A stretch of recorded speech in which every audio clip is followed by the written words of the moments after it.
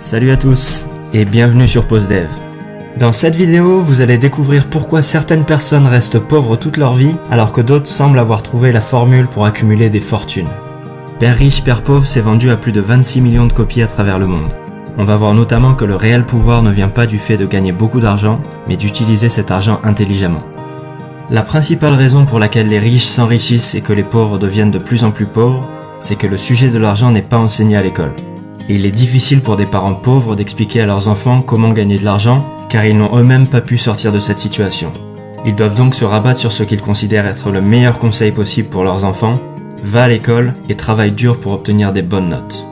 Robert Kiyosaki avait lui aussi un père très éduqué, mais qui n'avait aucune idée comment gérer ses finances.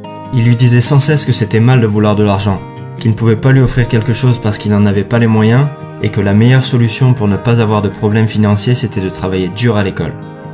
En parallèle, Kiyosaki raconte qu'il a eu la chance de connaître une vision opposée grâce au père de son meilleur ami Mike, qu'il a rencontré quand il avait 9 ans et qui lui a permis de confronter ces deux visions dès le plus jeune âge. Celle de son père riche, le père de Mike, et son propre père, son père pauvre. La première leçon qu'il a apprise de son père riche, c'est que les riches ne travaillent pas pour l'argent. La principale émotion qui dirige les gens, c'est la peur. La peur de ne pas pouvoir payer ses factures, la peur de se faire virer, la peur de ne pas avoir assez d'argent, la peur de repartir à zéro. La plupart des gens n'étudient pas le sujet de l'argent. Ils se contentent de trouver un job, gagner un salaire et payer leurs dépenses, et ils pensent que c'est plus d'argent qui va régler leurs problèmes. Mais ils ne réalisent pas que le problème ce n'est pas leur manque d'argent, mais leur manque d'éducation financière. Cette peur de ne pas avoir assez d'argent est couplée d'une autre émotion puissante, le désir. Le jour où on reçoit une augmentation, on commence à réaliser toutes les choses que cet argent peut nous acheter. On se dit pourquoi pas acheter une plus grosse voiture, un appartement plus grand et mieux placé, et des expériences plus stimulantes et plus coûteuses, jusqu'à ce qu'on réalise qu'il nous faut plus d'argent. Et c'est comme ça que l'argent finit par prendre le contrôle de nos vies et qu'on se retrouve coincé à travailler dans un job qui nous plaît pas, simplement parce qu'on n'a pas pris le temps de s'éduquer sur le sujet de l'argent. Robert Kiyosaki appelle ça la rat race, ou la course de rats.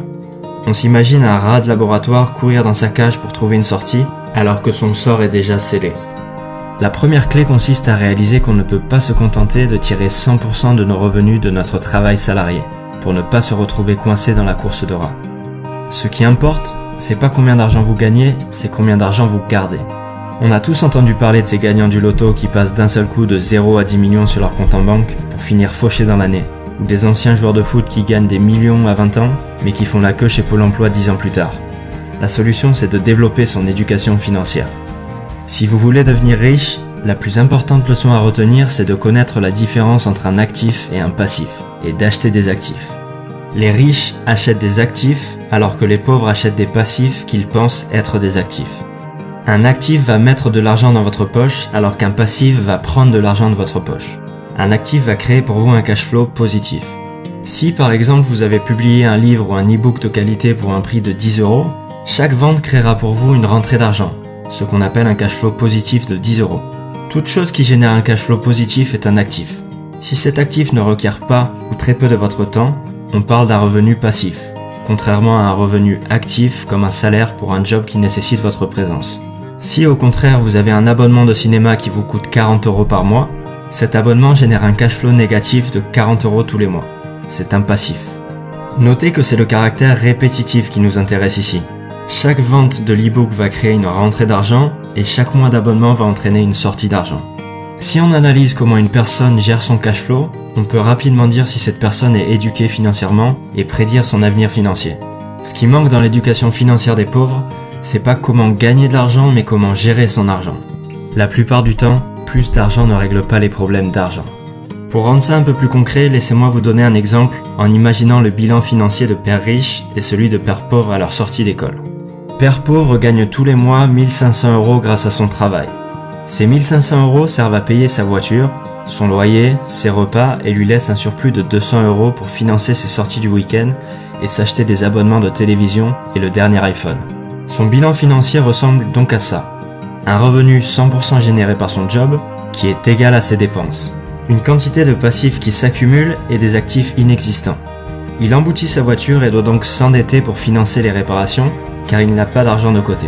La seule solution pour sortir de cette situation est de négocier une augmentation ou commencer un petit boulot à côté pour arrondir ses fins de mois. Père riche gagne lui aussi 1500 € par mois. Il couvre également ses dépenses en nécessité, mais choisit de mettre de côté les 200 € de surplus tous les mois pour investir dans la start-up d'une amie en qui il croit vraiment. 2 ans plus tard, la start-up de son ami est enfin profitable et lui rapporte 500 € tous les mois, auquel s'ajoute l'argent qu'il gagne grâce à l'e-book qu'il a écrit sur sa passion, le trail en haute montagne, qui lui crée également un revenu secondaire. Il a investi 500 € qu'il avait pu mettre de côté pendant ses études dans des actions, mais les cours se sont effondrés et il a quasiment tout perdu. Mais ça n'a plus d'importance parce que Père riche a désormais, 4 ans après sa sortie d'école et grâce à ses 2 autres investissements, un revenu passif de 1500 €. Et maintenant que ses actifs lui génèrent un cash flow positif supérieur au cash flow négatif de 1300 € généré par ses dépenses en nécessité, Père riche a atteint son indépendance financière. Il peut choisir de continuer ou non de travailler dans son job. Son bilan financier ressemble donc à ça, un revenu qui provient pour 50% de son job et pour 50% de ses actifs, nettement supérieur à ses dépenses et beaucoup plus d'actifs que de passifs.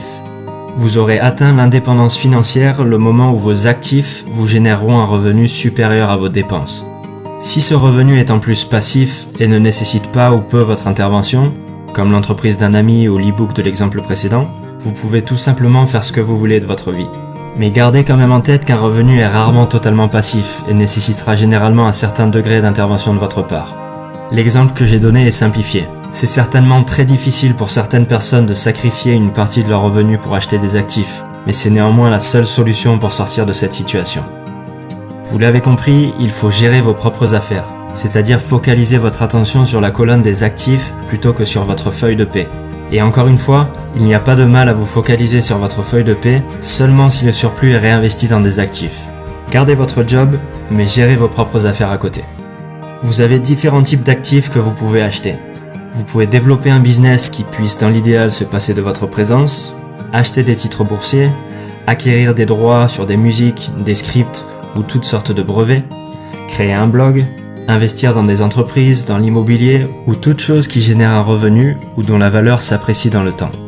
Quand vous investissez 1 € dans vos actifs, il ne faut jamais qu'il sorte de ces actifs.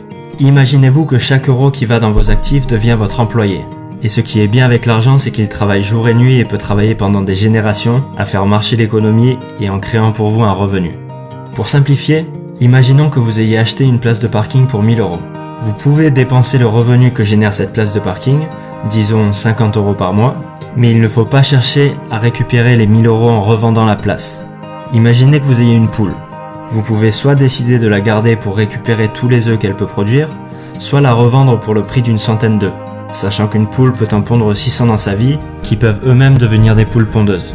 Ce qui peut paraître être une bonne décision à court terme n'en est pas une à long terme. Par contre, une fois que votre cash flow commence à augmenter, vous pouvez dépenser cet argent généré par vos actifs pour acheter ce que vous voulez, étant donné que vous ne perdrez pas votre actif générateur de revenus en faisant ces dépenses. Et donc vous resterez riche. Un produit de luxe doit être la récompense d'avoir investi en développant vos actifs. Maintenant que vous avez développé vos propres affaires, vous allez pouvoir découvrir le plus grand secret des riches qui leur permet de garder leur avance. Les sociétés. Kiyosaki détruit le mythe selon lequel les riches payent pour les pauvres en expliquant que c'est la classe moyenne qui paye. Simplement, les riches utilisent les sociétés qu'ils possèdent pour financer leurs dépenses en passant un maximum en frais d'entreprise, qui sont moins taxés que les salaires. C'est donc les revenus de la classe moyenne qui sont majoritairement visés par les impôts. Je passe rapidement sur ce point-là parce que ça s'applique plus difficilement pour les PME en France, qui sont beaucoup plus taxés qu'aux États-Unis. La dernière leçon que j'ai retenue de ce livre, c'est que les riches inventent l'argent. Il faut d'abord développer nos connaissances avant de chercher à gagner de l'argent. Avant de commencer à investir, il faut d'abord apprendre à investir. Et grâce à ces connaissances, vous allez pouvoir créer de l'argent à partir de rien grâce à vos idées. Mais ce qui fera réellement la différence est déjà en vous. Dans le business et dans la vie, c'est pas ceux qui sont intelligents qui réussissent, mais ceux qui sont audacieux. Et voilà pour Père riche, Père pauvre de Robert Kiyosaki. J'ai fait toute une vidéo sur comment devenir riche, alors n'hésitez pas à la regarder si ça vous a plu. Pensez aussi à vous abonner et à liker la vidéo. Et n'hésitez pas à me dire aussi dans les commentaires ce qui vous a le plus marqué dans cette vidéo. À très bientôt.